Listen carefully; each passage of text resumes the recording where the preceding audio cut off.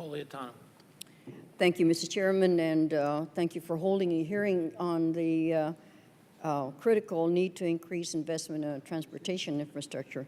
And I am proud to join you and Ranking Member Norton, 235 of our bipartisan colleagues, in sending a letter to Ways and Means Committee urging them to fix the Highway Trust Fund revenue problem in order to provide sustained and sufficient funding for transportation. Thank you to all the witnesses. Your testimony is highlighting the need for robust funding, both maintaining our existing infrastructure and new projects to address congestion, safety, and efficiency. I particularly want to thank Mr. Roberts from California. I often see the crews along the highways that I go almost on a daily basis when I'm home, and I appreciate the dangerous work you do. And colleagues are in the transportation and the building trades. Your testimony highlights the American Society of Engineers report card that our nation's roads have a D and our nation's transit system a D minus.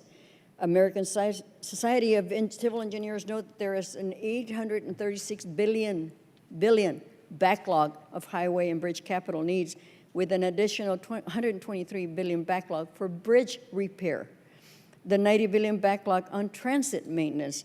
I'm proud that the California legislature worked to address the transportation funding gap by passing SB 1, the $5.2 billion per year transportation spending package for 10 years. It's passed on a bipartisan basis. 2/3 of our legislators voted for, signed by Governor in April, but now some of our colleagues are challenging in court. Surprisingly, they're pursuing a ballot measure to repeal this important transportation funding. I ask unanimous consent, Mr. Chair, to insert into the record letters from California Fix Our Roads Coalition and the Transportation Construction Coalition opposing repeal of SB 1. Without objection, so ordered. Mr. Roberts, can you discuss the infrastructure challenges facing California, and do you believe SB 1 is needed to address those challenges? How many jobs does SB 1 create in California, and the impact would be in repealing SB 1 on our state's economy? Yes, ma'am. I would be happy to, because I think that SB 1 was probably one of the biggest legislative actions that I've seen in many, many years in the state of California. Finally. The backlog of work in California, as I mentioned before, is in excess of $100 billion itself in the state of California.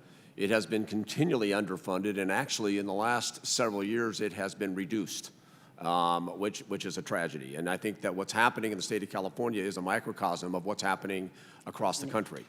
And so I want to go on record and make clear that the legislature stood up and did what we are hoping our federal government will do as well. And they used, as you suggest, a bipartisan approach to it. Brought in discussions for several years. The governor, the leader of the state of California, put together the program at the end. They used a host of fees, and I think this is the important part. They did not focus just on gas tax.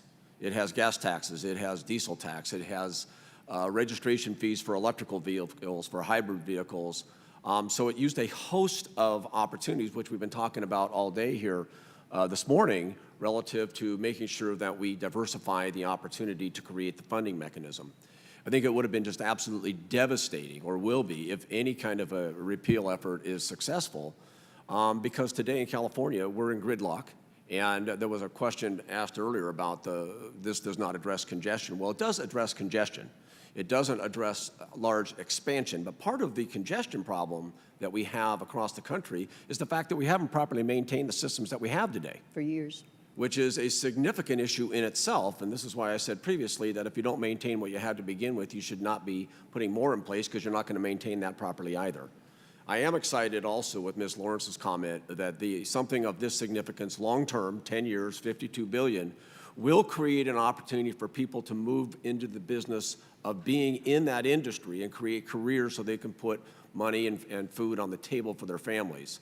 And not just a short-term stimulus, but a long-term $52 billion program in the state of California that will change the construction industry for decades to come. So I want to congratulate the legislature and the governor for what I think is one of the biggest and strongest acts they've done in years. Thank you very much.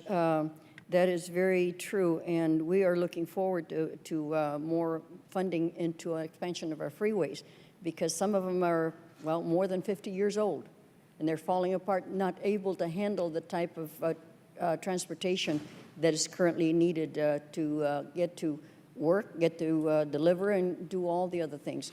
I find it sad that it took me, I was working for Ford Motor at the time, it took me 17 minutes from my house to my job back 20 years ago. Now it takes me an hour and a half.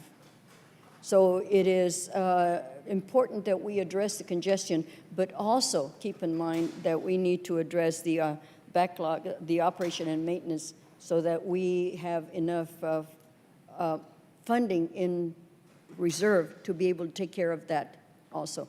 Thank you very much. I yield back, Mr. Chair. Mr. Woodall.